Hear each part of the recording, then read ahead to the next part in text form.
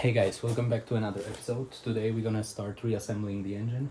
We have it ready and prepared. We've also prepared all the covers, all the bolts and everything, so make sure you do that before you start reassembling. Last thing you want is a missing bolt or some unpainted cover that you missed. So double check, make sure you have everything ready. We've already put the exhaust studs in, but we're gonna start with the output shaft. If you have the 6 rivet version, I would suggest that you're gonna upgrade it to a 12 rivet version that is a lot stronger. Before you install it, check for any damage, check if the bearings are moving freely, if there are no teeth missing, if they are not damaged. If everything is correct, then we're gonna start assembling it. You can put a little bit of oil. We actually have some old oil on it, so that's fine. It's gonna just slide in a bit smoother. The dampers, check all the dampers. If you see any damage on them, replace them. If not, you can reuse them. You have a converging shape on them, so make sure the wider opening at the end goes down towards the output shaft, right? So place them all in.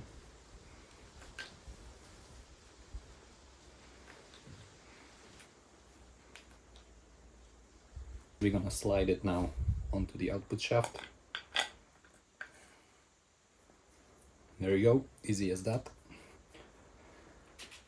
Now we're gonna put the lock ring on first, then the bearing, and we're gonna install it. We've cleaned the surface beforehand. Make sure there is no damage right here and the surfaces are clean and degreased.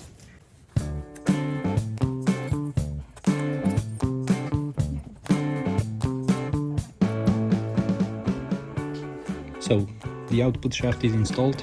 Make sure that the clip holding the bearing is in place. There is a small groove right here in the casing, you can see.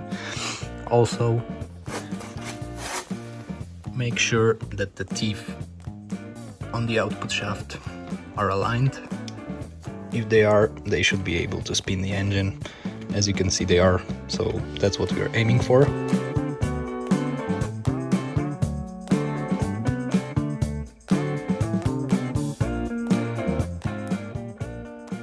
There we go, oil pan installed. You want to tighten those two bolts to 18 Newton meters and the ones right here to 40. Other than that, we're gonna wait a little bit for the silicone to dry and then we're gonna tighten those bolts holding the oil pan.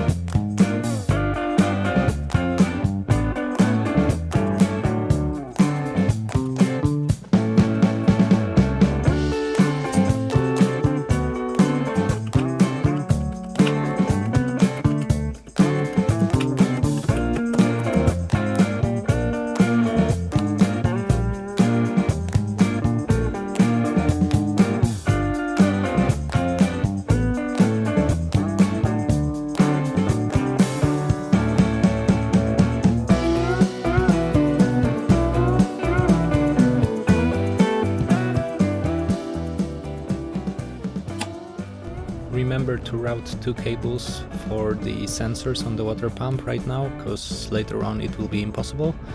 It's only related to K1100 bikes, because K100 usually have those plugged off.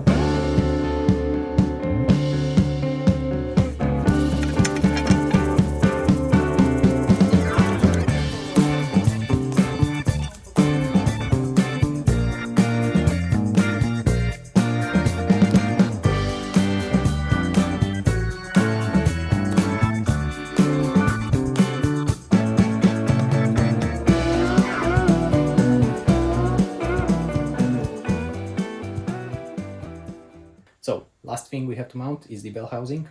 Before we install it, we want to inspect it and check if all of those springs are returning to their original positions. If not, then we have to take it apart and clean it. In this case, everything is working fine. First, what we install.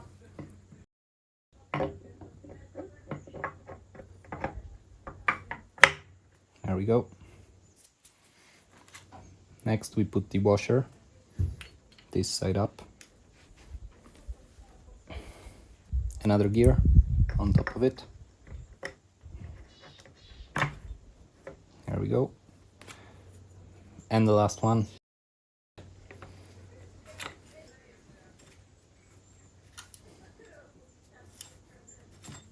And the last washer on top of this gear. You don't want to lose it, otherwise it's just not going to work. So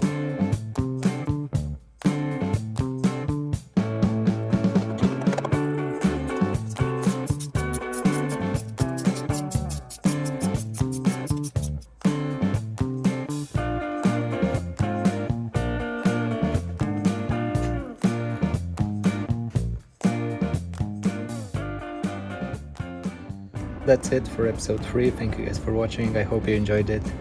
The episode 4, it's already on its way, so stay tuned.